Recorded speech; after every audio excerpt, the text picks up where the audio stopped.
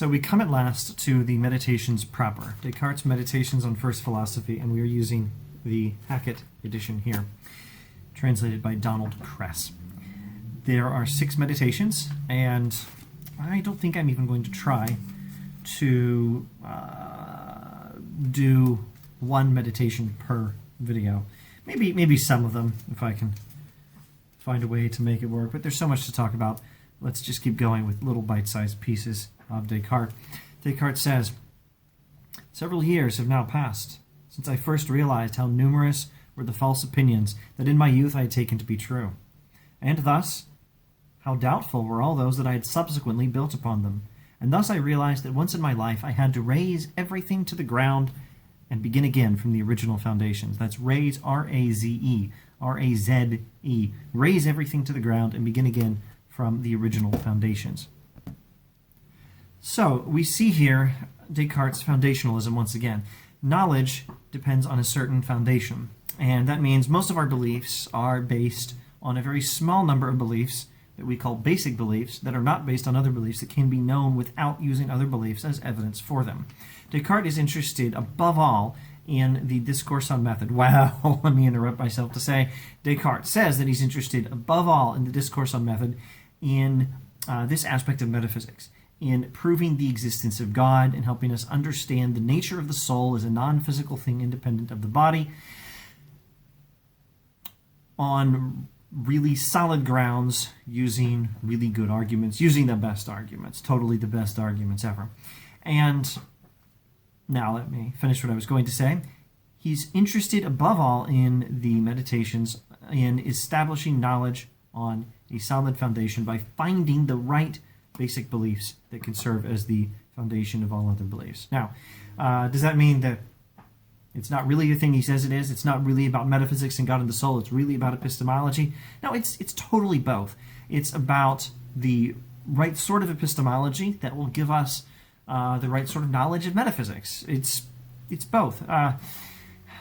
Epistemology is about knowledge. Well, what's the point of figuring out what knowledge is unless we can use that information to get some knowledge? And what more important things to get knowledge about than God and the soul?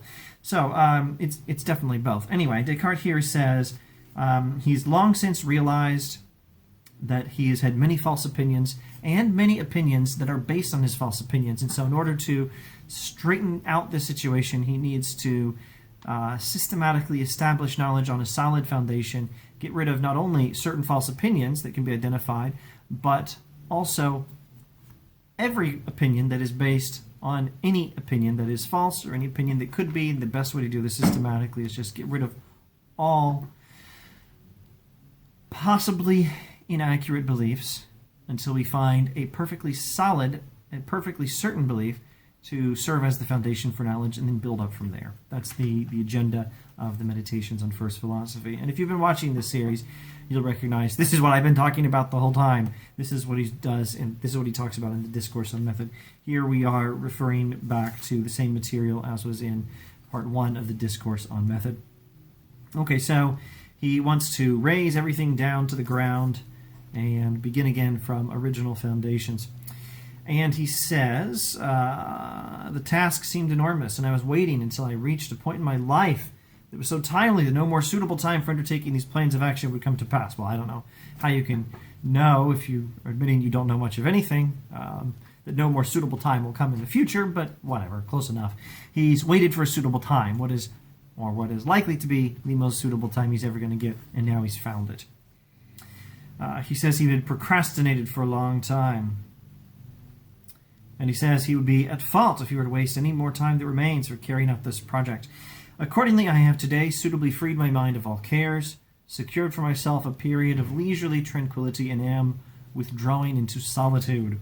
At last I will apply myself earnestly and unreservedly to this general demolition of my opinions. I love that phrasing, general demolition of my opinions. That's exactly what Descartes is after, a general demolition of his opinions, so that he can then work without opinion as much as possible, which is to say, work with nothing but knowledge. Oh, let me pause to say, apparently this is a very controversial thing, but many opinions are facts. The distinction between fact and opinion is often very badly mismade. People inaccurately make the distinction between fact and opinion. There is a distinction. A fact is a true statement, a statement that correctly describes reality. An opinion is a statement that is not knowledge. So there's a distinction there. Some facts are knowledge, and so they can't be opinion. And some opinions are not factual because maybe they're just personal preferences for one particular type of ice cream. Or they are inaccurate opinions, making fact claims but getting it wrong.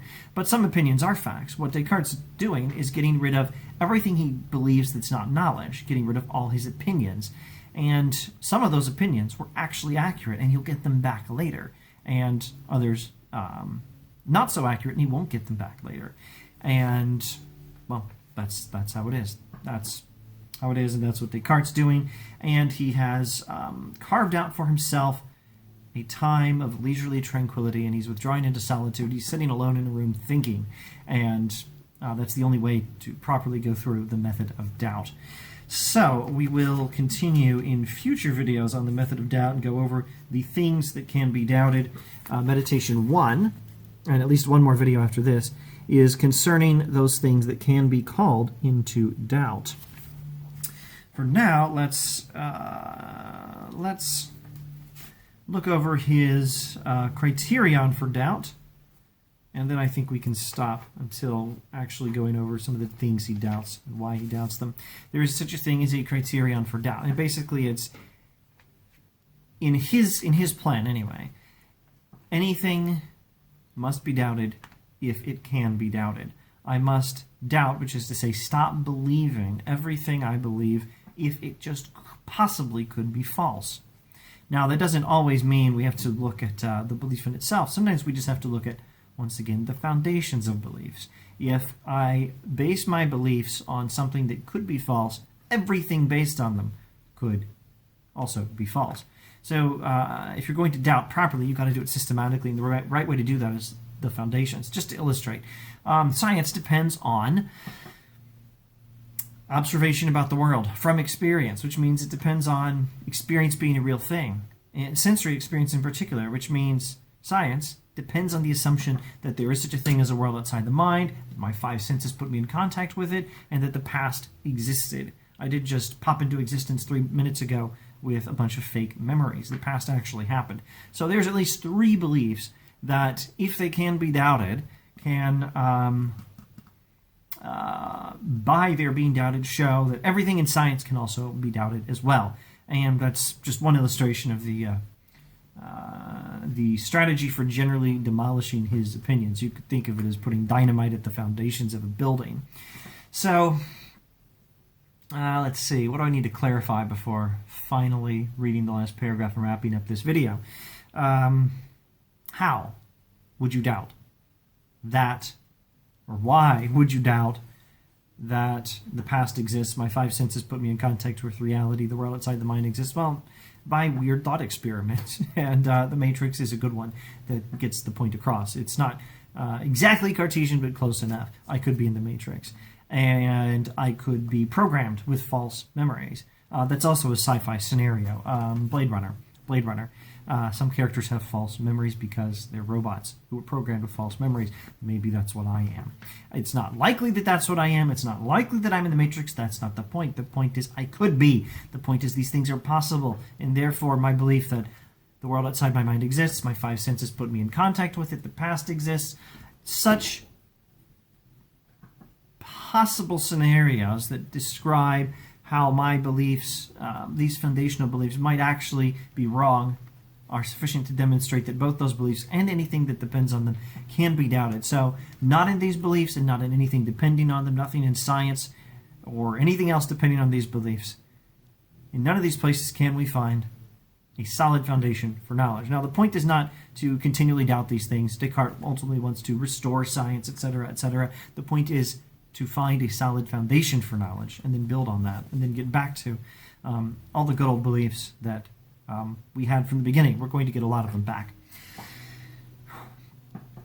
To bring this about, I will not need to show the general demolition of his opinions. To bring about that general demolition, I will not need to show that all my opinions are false, which is perhaps something I could never accomplish. Who has time for that anyway? But reason now persuades me that I should withhold my assent no less carefully from opinions that are not completely certain and indubitable than I would from those that are patently false. Why does reason persuade him of this? Should he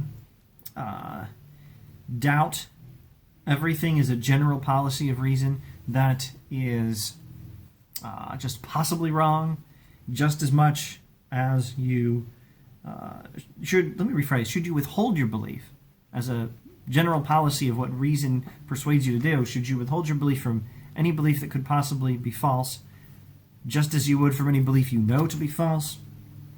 No, I don't think that's the point. I think reason persuades him because reason shows him that that's the way to carry out this project. It's a contextualized function of reason. Let's see. I should withhold my assent no less carefully from opinions that are not completely certain and indubitable than it would from those that are patently false. For this reason, it will suffice for the rejection of all these opinions if I find in each of them some reason for doubt. Nor therefore need I survey each opinion individually, a task that would be endless, rather, because undermining the foundations will cause whatever has been built upon them to crumble of its own accord. I will attack straight away those principles which support everything I once believed, and in the very next sentence he begins to do so. And we'll get to that in the next video, where Descartes will systematically dynamite the foundations of knowledge so he can find a new, absolutely certain belief and then build on that as the new foundation for knowledge. If you've watched this far, thanks for watching. I'm more well-rested, maybe more caffeinated. I'm in good spirits today. And at the moment, at least, I actually like this experiment I'm running, using the old phone on this particular shelf. Though I may need to get back to the newer phone resting on the computer monitor because the battery's doing better. Maybe I can start recording on that again. In any case, whether here or over there, see you next time for more exciting Descartes.